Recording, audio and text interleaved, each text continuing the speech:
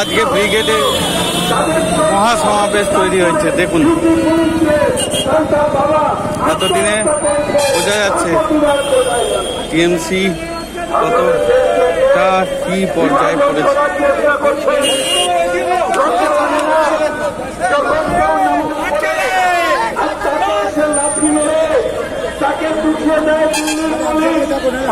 পুলিশের মধ্যে অমিত শাহ পুলিশের মধ্যে বিজেপি ঘৃণার পতাকা সঞ্চার করেছে যে সেখানে আজকে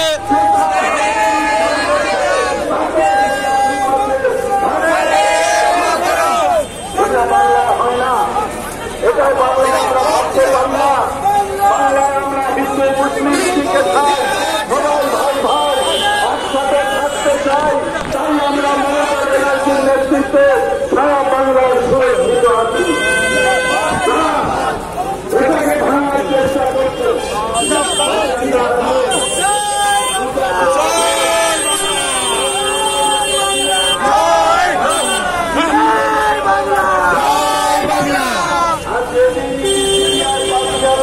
বেশি তারা উড়েছে।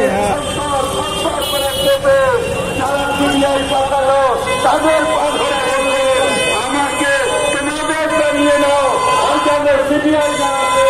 এই জন্য আজকে কোনো